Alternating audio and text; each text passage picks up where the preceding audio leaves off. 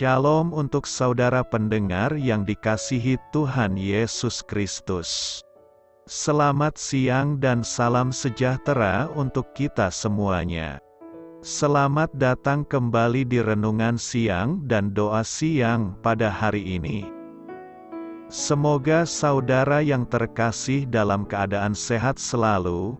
Kiranya damai dan sukacita Roh Kudus melimpah di dalam hati dan pikiran saudara saat ini. Sebelum kita mulai renungan pada siang hari ini, marilah kita bersama-sama berdoa.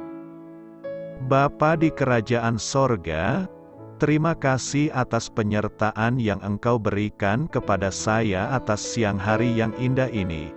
Terima kasih telah memberi saya kesempatan untuk selalu dapat bersyukur atas segala pekerjaan yang aku kerjakan. Maka dari itu, saya mohon sertailah selalu diri ini sepanjang hari ini. Terima kasih atas berkat Tuhan hingga saat ini aku masih bisa merasakan kebaikan Tuhan dan buatlah agar bibirku selalu mengucap syukur kepadamu. Tuhan Yesus Kristus, terima kasih pada saat ini saya masih bisa bekerja. Tuhan, saat ini saya akan memulai pekerjaan saya. Berkatilah pekerjaan ini dan sertailah sepanjang saya selama bekerja pada hari ini, agar menjadi berkat bagiku, bagi keluargaku dan juga tempat saya bekerja. Berkati seluruhnya di siang hari ini agar berjalan dengan baik dan menjadi berkat untuk kami jalani bersama dengan anak Tuhan yang lainnya. Dalam nama Tuhan Yesus, aku berdoa. Amin. Sahabat saudara rohani, pembacaan ayat emas Alkitab renungan kita siang hari ini. Nats bacaan kita siang hari ini adalah, dalam naungan sayap-Mu aku akan berlindung, sampai berlalu penghancuran itu.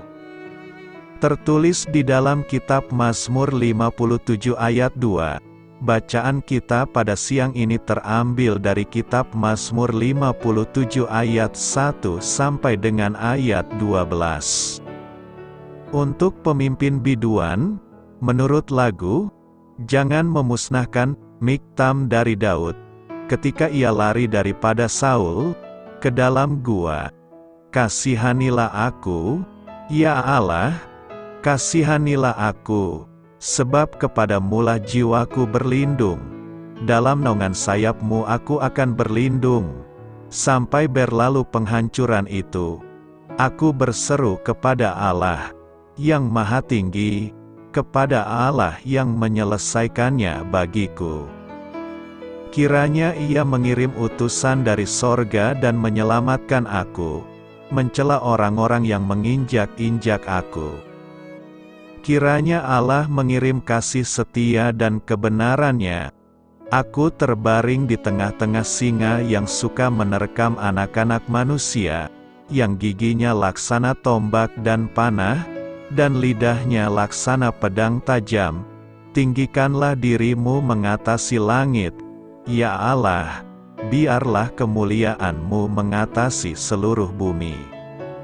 Mereka memasang jaring terhadap langkah-langkahku, ditundukkannya jiwaku. Mereka menggali lobang di depanku, tetapi mereka sendiri jatuh ke dalamnya. Hatiku siap, ya Allah, hatiku siap, aku mau menyanyi, aku mau bermazmur.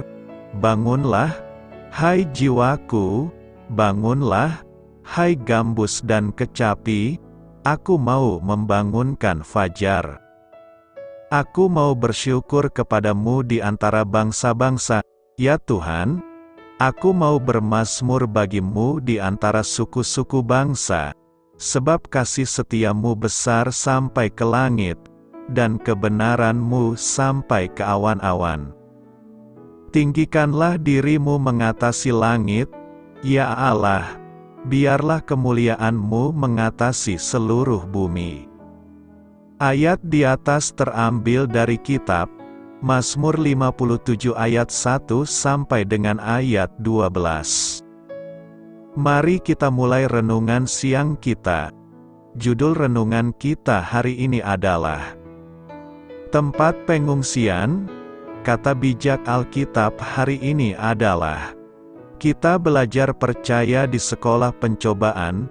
Cerita renungan siang kita hari ini adalah diyakini bahwa Daud menulis Mazmur 57 ketika sedang melarikan diri dari kejaran Raja Saul yang menyimpan kebencian di dalam hatinya kepada anak bekas penggembala itu. Daud bersembunyi di gua dan nyaris tidak dapat lolos dari kejaran orang-orang yang memburunya. Untuk sementara waktu ia merasa aman, tetapi ia sadar bahwa ancaman masih menunggu di luar gua. Kita semua pernah mengalami hal serupa. Mungkin tidak bersembunyi di dalam gua, tetapi sama-sama dikejar sesuatu yang membuat hati kita takut. Mungkin itu kesedihan yang mendalam akibat kematian orang yang kita kasihi.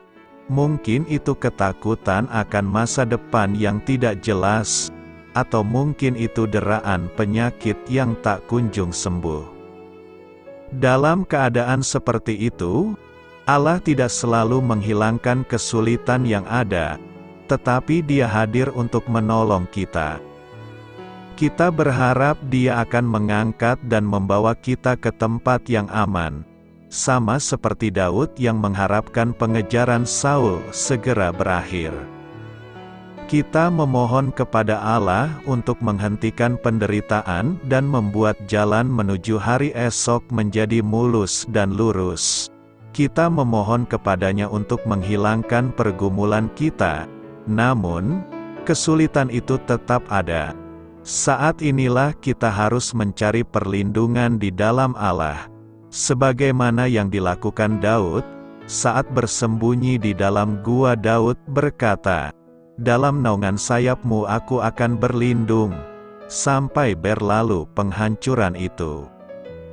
Apakah Anda sedang berada di tengah-tengah permasalahan? Carilah perlindungan di dalam Allah yang Maha Tinggi. Aku berseru kepada Allah. Mazmur 57 ayat 3 berkata, Aku berseru kepada Allah yang Maha Tinggi, kepada Allah yang menyelesaikannya bagiku. Berseru kepada Tuhan adalah hal yang kita lakukan apabila kita sedang dihadapkan pada masalah yang berat dan jalan buntu. Ketika doa-doa kita serasa tidak kunjung dijawab dan ketika daya upaya kita sudah tidak memungkinkan, hanya ini yang bisa kita lakukan, yaitu berteriak dan berseru-seru memanggil nama Tuhan dengan segenap kekuatan kita. Janji firman-Nya, ketika kita mau berseru kepada Tuhan, Dia akan menjawab kita, bahkan lebih dari yang tidak terpahami, yakni hal-hal yang tidak kita ketahui, apa yang tidak pernah dilihat oleh mata, dan tidak pernah didengar oleh telinga, dan yang tidak pernah timbul di dalam hati manusia, semua yang disediakan Allah untuk mereka yang mengasihi Dia. Daud mengungkapkan bebannya dalam seruan dengan hati yang tulus dan sungguh-sungguh, bukan kepalsuan. Mempersiapkan waktu bahkan hatinya khusus buat Tuhan. Kata "aku berseru" dalam terjemahan Amplified Bible adalah "aku menangis". Seruan Daud yang diartikan menangis dilakukannya dengan sungguh-sungguh, tulus dari lubuk hatinya. Bukan seperti yang dilakukan oleh sekelompok orang menangis demi mendapatkan bayaran, air mata buaya. Ketika Daud berbeban berat, yang dilakukannya adalah duduk diam di kaki Tuhan dan menangis dengan hati yang hancur lalu menantikan pertolongannya yang nyata. Artinya dia sungguh mengandalkan Allah. Mazmur 46 ayat 11-12. Diamlah dan ketahuilah bahwa Akulah Allah. Aku ditinggikan di antara bangsa-bangsa, ditinggikan di bumi. Terjemahan lain dari kata diam ialah serahkanlah, lepaskanlah. Sekalipun kita mengalami kekeringan rohani, kesusahan ekonomi, dan segala pergumulan yang kita hadapi di dalam hidup ini, Allah adalah penolong kita dan mari kita tinggal diam di hadirat-Nya dan serukan permohonan pertolongan kepadanya. Tuhan akan melepaskan segala beban yang berat, yaitu saat kita meninggikan dan memuliakannya. Sebab, Tuhan semesta alam menyertai kita. Kota benteng kita ialah Allah Yakub. Hari-hari ini pertolongan Tuhan ialah dengan cara yang baru, yaitu dengan cara yang supranatural. Itu sebabnya marilah kita menanggalkan konsep dan paradigma kita yang lama, sebab Tuhan sedang melakukan sesuatu yang baru. Daud, sebelum menjadi raja, kehidupannya diwarnai dengan penderitaan yang disebabkan oleh orang-orang terdekatnya. Salah satunya adalah Saul yang adalah mertuanya sendiri. Bagi Daud, Saul bukan sekadar mertua, tetapi juga seorang raja, pemimpin, panutan yang seharusnya mengayomi. Tapi Saul justru berbuat yang sebaliknya, yaitu ingin melenyapkan Daud. Dalam keadaan terjepit, Daud pun berseru-seru kepada Tuhan, "Aku berseru kepada Allah yang Maha Tinggi, kepada Allah yang menyelesaikannya bagiku. Berserulah kepadaku pada waktu kesesakan. Aku akan meluputkan engkau, dan engkau akan memuliakan aku." Setiap hari kita memiliki banyak seruan persoalan yang berbeda-beda. Ada yang berseru karena kesulitan dalam keuangan, ada yang kehilangan pekerjaan, bermasalah dalam hubungan keluarga dan persoalan-persoalan lainnya. Akan tetapi, ketika kita berseru kepada Tuhan dengan sungguh-sungguh, maka kita akan merasa ada kelegaan dan ketenangan. Karena itu, berserulah kepada Tuhan, maka Ia akan menjawab kita dan menolong kita untuk menyelesaikan persoalan kita.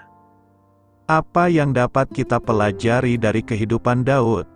Kita dapat mempelajari banyak dari kehidupan Daud.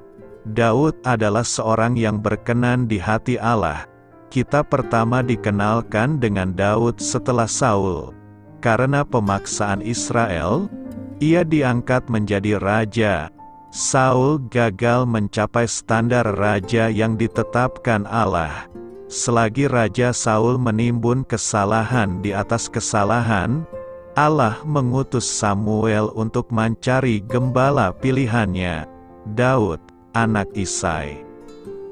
Daud diperkirakan di antara usia 12 hingga 16 tahun ketika ia diurapi menjadi Raja Israel. Ia adalah anak bungsu Isai dan menurut penilaian manusia, bukan pilihan utama jika mencari calon raja. Samuel berpikir bahwa Eliab, putra sulung Isia, yang bakal diurapi. Allah berfirman pada Samuel, "Janganlah pandang parasnya atau perawakan yang tinggi, sebab aku telah menolaknya." Bukan yang dilihat manusia yang dilihat Allah. Manusia melihat apa yang di depan mata, tetapi Tuhan melihat hati. Tiap putra Isai berjalan melewati Samuel, namun Allah tidak memilih mereka. Samuel kemudian bertanya apakah Isai mempunyai putra lain. Putra bungsunya, Daud, sedang menggembala domba. Jadi mereka memanggil anak itu masuk dan Samuel mengurapi Daud dengan minyak dan sejak hari itu dan seterusnya berkuasalah Roh Tuhan atas Daud. Alkitab juga bercerita bahwa Roh Tuhan meninggalkan Raja Saul dan ia diganggu roh jahat. Para pelayan Saul mengusulkan pemain kecapi. Dan salah satu di antara mereka mengusulkan nama Daud, dengan berkata, "Sesungguhnya, Aku telah melihat salah seorang anak laki-laki Isai, orang Betlehem itu, yang pandai main kecapi. Ia seorang pahlawan yang gagah perkasa, seorang prajurit, yang pandai bicara, elok perawakannya, dan Tuhan menyertai dia. Dengan demikian, Daud mulai melayani raja. Saul senang dengan Daud yang muda, dan ia menjadi salah satu pembawa senjata Saul. Kesenangan Saul pada Daud sirna ketika Daud bertambah kuat dan makin tenar. Dalam salah satu kisah Alkitab yang paling terkenal, Daud membantai sang raksasa Goliat. Bangsa Filistin sedang berperang dengan bangsa Israel dan mengejek pasukan Israel melalui jagoan mereka, Goliat dari Gat. Mereka mengajukan pertempuran antara Goliat dan siapapun yang berani melawannya. Namun tidak satu pun pasukan Israel bersukarela melawannya. Para saudara Daud terdaftar dalam pasukan Saul. Setelah Goliat menantang Israel selama 40 hari, Daud mengunjungi saudaranya di medan pertempuran dan mendengar ejekan orang Filistin itu. Sang gembala muda itu bertanya, "Apakah yang akan dilakukan kepada orang yang mengalahkan orang Filistin itu dan yang menghindarkan cemooh dari Israel? Siapakah orang Filistin yang tak bersunat ini, sampai ia berani mencemoohkan barisan daripada Allah yang hidup?" Kakak Daud yang paling tua naik pitam dan menuduh Daud sombong dan hanya ingin melihat pertempuran. Namun Daud terus mendesak dijawab. Saul mendengar ucapan Daud dan memanggilnya. Daud berkata pada Saul, "Janganlah seseorang menjadi tawar hati karena dia, hambamu ini akan pergi melawan orang Filistin itu." Saul terheran-heran karena Daud bukanlah prajurit terlatih. Daud memberitahunya bahwa ia adalah seorang gembala, dan tak lupa memberi kemuliaan pada Allah. Daud telah membunuh singa dan beruang yang memburu domba gembalaannya, dan ia mengklaim bahwa sang Filistin itu akan tumbang dengan serupa karena ia telah mencemooh barisan daripada Allah yang hidup. Tuhan yang telah melepaskan aku dari cakar singa dan dari cakar beruang, Dia juga akan melepaskan aku dari tangan orang Filistin itu. Saul menyerah pada permintaan Daud, dan ia meminjamkan baju perangnya pada Daud. Namun Daud tidak terbiasa dengan semua perlengkapan itu, dan memilih tidak memakainya. Daud hanya membawa tongkatnya, 5 batu licin, kantung gembalanya, dan umbannya. Goliat tidak takut melihat Daud, Daud pun tidak takut melihat raksasa itu. Tetapi Daud berkata kepada orang Filistin itu, "Engkau mendatangi aku dengan pedang dan tombak dan lembing. Tetapi aku mendatangi engkau dengan nama Tuhan semesta alam, Allah segala barisan Israel yang kau tantang itu. Hari ini juga Tuhan akan menyerahkan engkau ke dalam tanganku dan aku akan mengalahkan engkau." Keyakinan Daud pada Allah dan gairahnya bagi kemuliaan Allah sangat luar biasa. Daud membunuh Goliat. Mulai pada waktu itu ia juga melayani Saul sepenuh waktu, dan tidak lagi menggembalakan kawanan domba ayahnya. Pada waktu inilah Yonatan, putra Saul, berpadulah jiwa Yonatan dengan jiwa Daud. Persahabatan Daud dan Yonatan adalah teladan persahabatan bahkan di hari ini. Meskipun ayahnya seorang raja dan Yonatan kemungkinan besar mewarisi tahta ayahnya, Yonatan memilih mendukung Daud.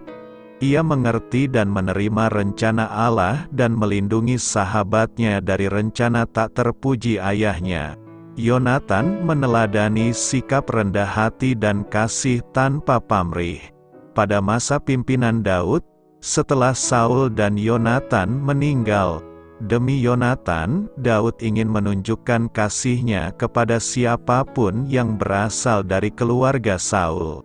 Sudah jelas bahwa kedua pria itu saling mengasihi dan menghormati. Setelah peristiwa dengan Goliat, Daud semakin terkenal. Nyanyian yang keluar di kemah Saul memuji Daud dan seolah-olah merendahkan Raja Saul, sehingga timbullah kecemburuan dan amarah yang tak kunjung padam dalam hati Saul. Kecemburuan Saul membuatnya berupaya membunuh Daud. Ia berusaha membunuh Daud melalui tangan Filistin dengan meminta Daud menjadi menantunya.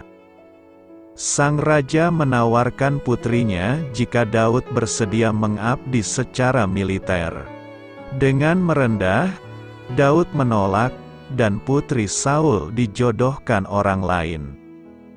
Michal, putri Saul yang lain, jatuh cinta pada Daud, sehingga Saul mengungkitnya kembali. Daud menolak kembali karena ia bukan orang kaya dan tidak mampu membayar mahar putri seorang raja. Saul menetapkan 100 kulit hatan orang Filistin, dengan harapan Daud dibantai oleh musuhnya.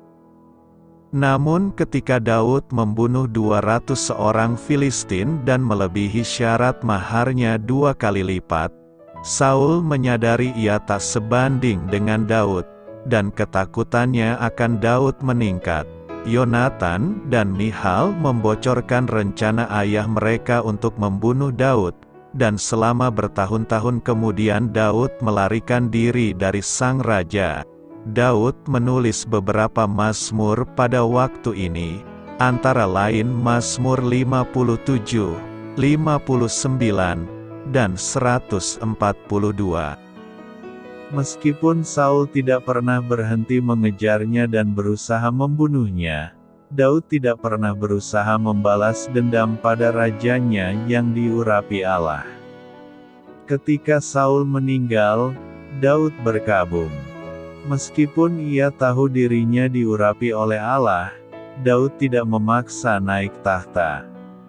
Ia menghormati kedaulatan Allah dan menghormati para otoritas yang telah Allah tetapkan, dengan keyakinan bahwa Allah akan menggenapi kehendak-Nya dalam waktunya. Di saat sedang melarikan diri, Daud mengumpulkan pasukan yang kuat dan dengan kuasa Allah menaklukkan semua yang menghadangnya, selalu meminta persetujuan dan bimbingan Allah sebelum memasuki pertempuran. Sebuah kebiasaan yang ia lanjutkan bahkan ketika menjadi raja. Setelah menjadi raja, kemampuannya sebagai pemimpin dan kekuatannya sebagai prajurit tidak pudar.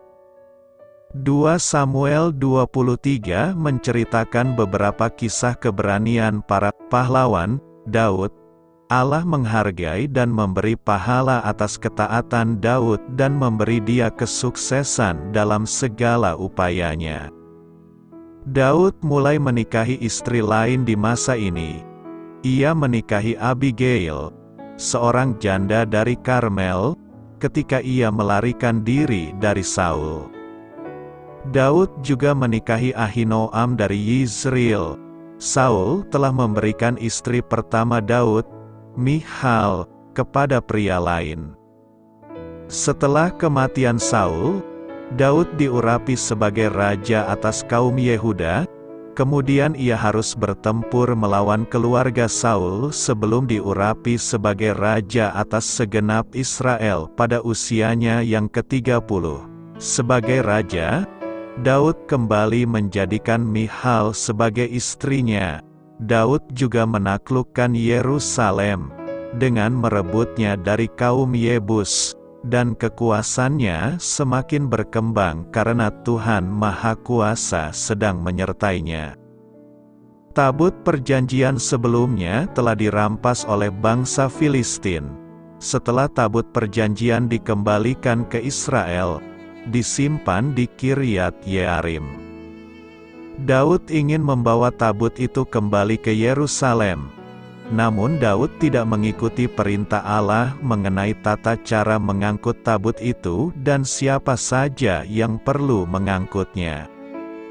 Keteledoran ini mengakibatkan kematian Uza ketika ia mengulurkan tangannya dan memegang tabut itu di tengah iringan tarian, nyanyian, kecapi, gambus, rebana, kelentung dan ceracap.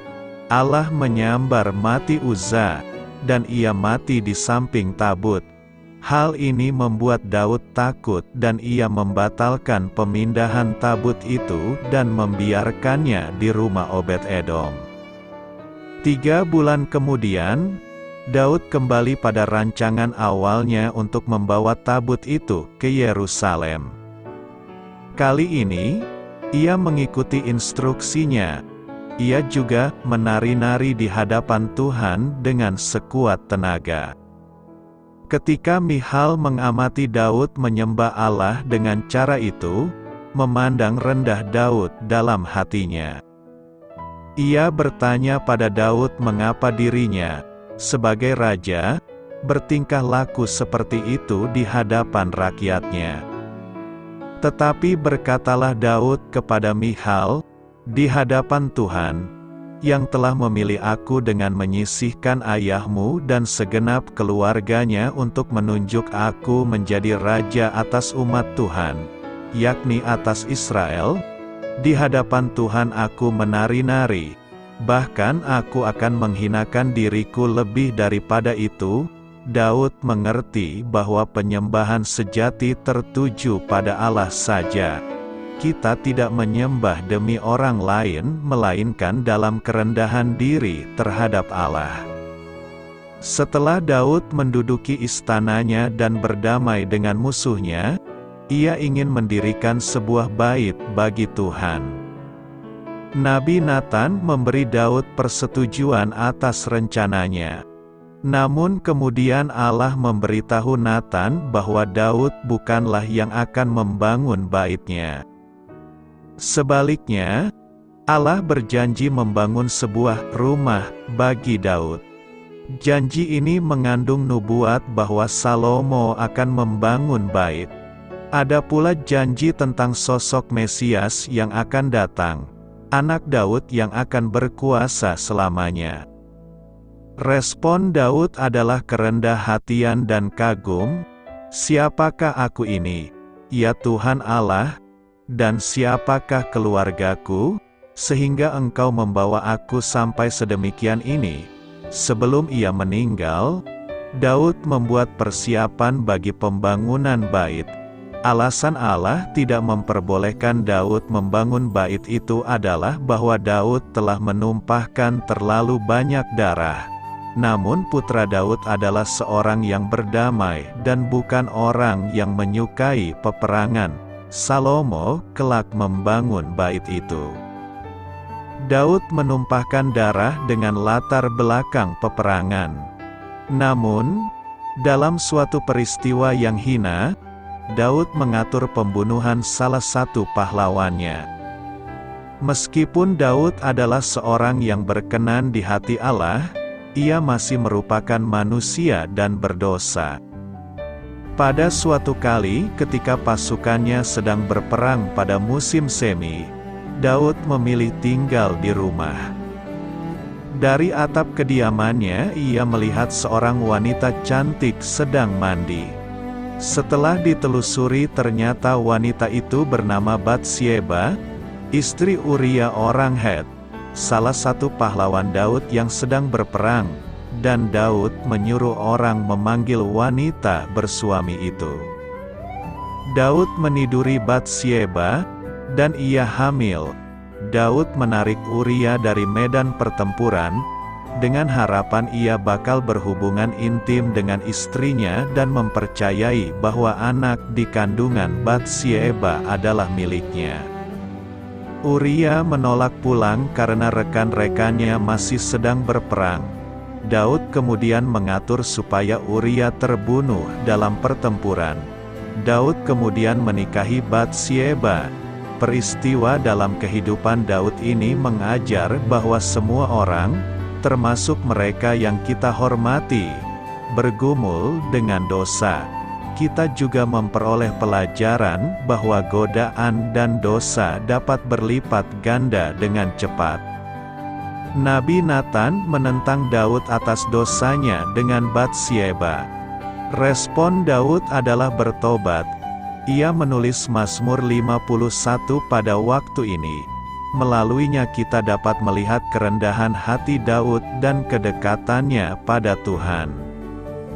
Meskipun Nathan memberitahu Daud bahwa putra yang sedang dikandung Batsyeba akan mati akibat dosanya, Daud tetap memohon Tuhan supaya nyawa anaknya diselamatkan.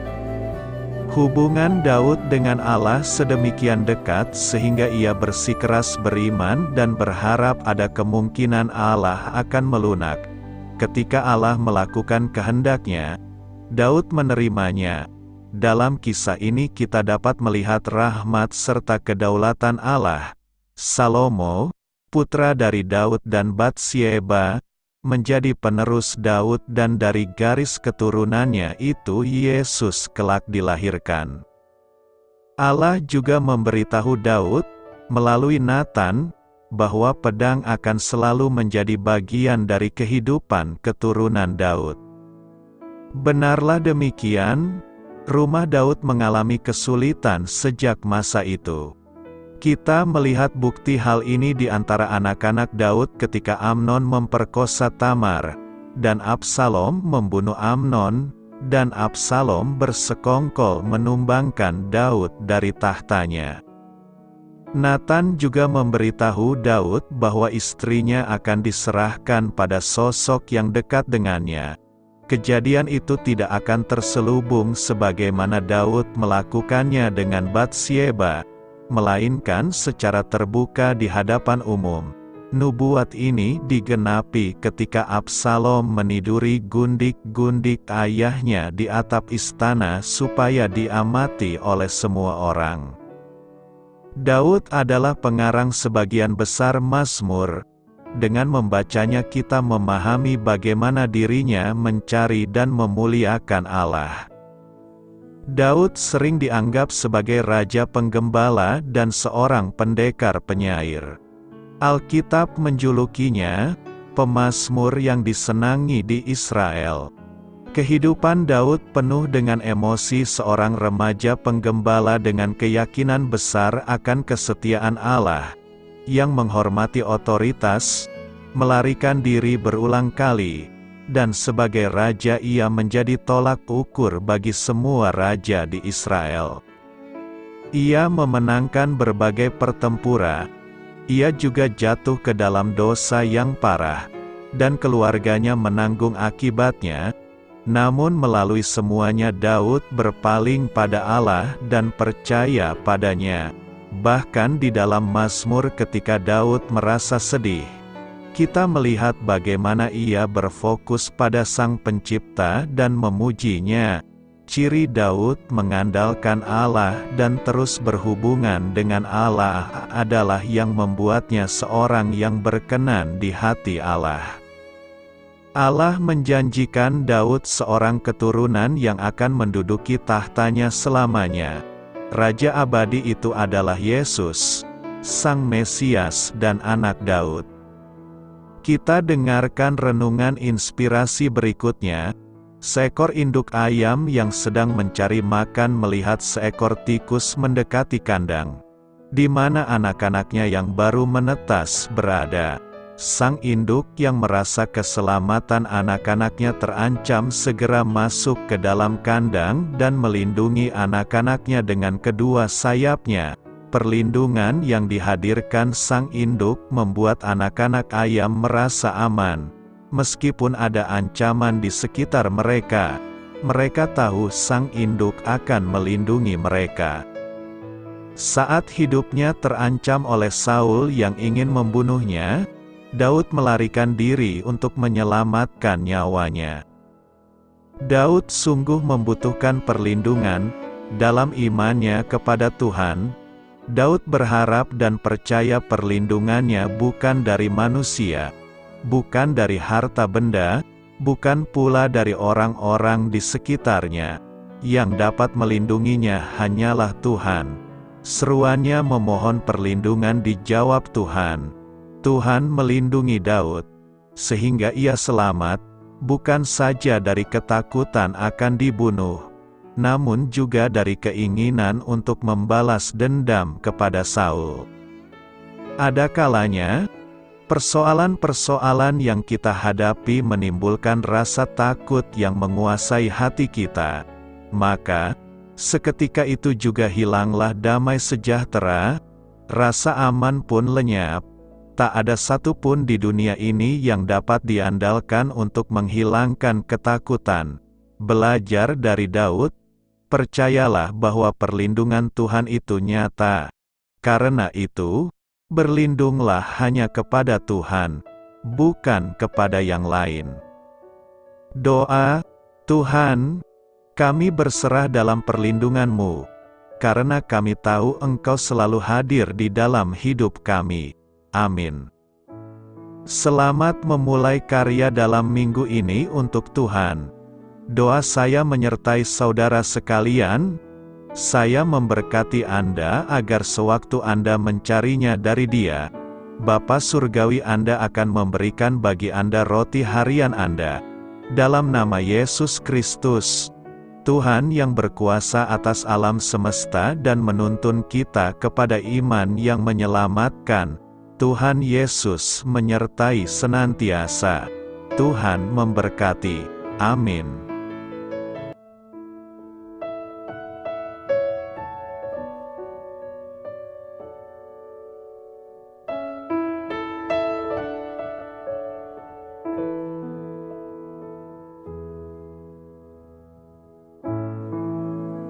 Demikianlah renungan firman Tuhan pada siang hari ini.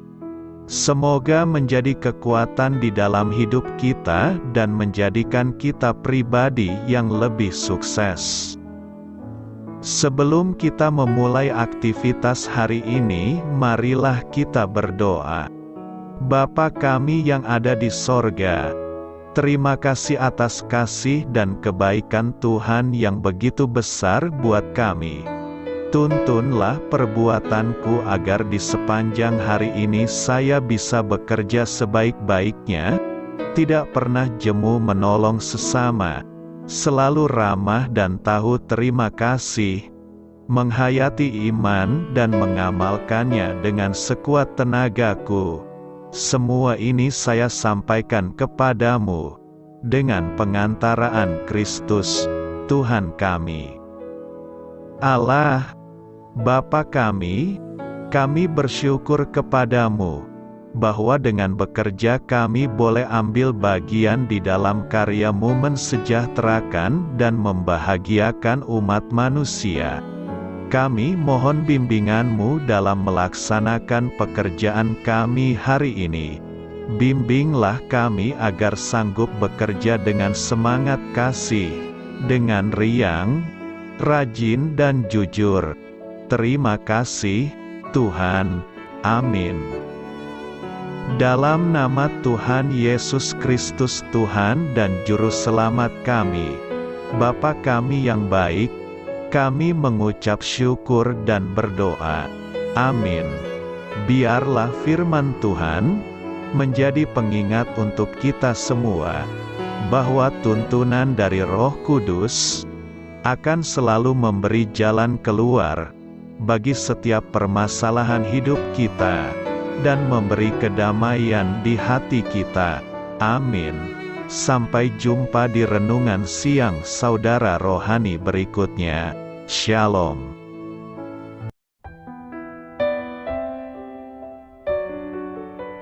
Halo untuk semua pendengar saudara rohani yang terkasih di dalam nama Tuhan Yesus Kristus dimanapun berada. Mari dukung kami, tim redaksi Renungan Harian Saudara Rohani dengan cara memberikan bantuan, kritik dan masukan. Saudara dapat memberikan masukan melalui kolom komentar di bawah atau mengirim kepada kami langsung melalui email yang tertera di layar Anda. saudararohani@gmail.com. Jika saudara terberkati melalui renungan ini, saudara dapat mendoakan kami dan memberikan bantuan lainnya dengan mengirim email kepada kami. Saya berdoa agar saudara sekalian bahagia dan sehat selalu. Amin.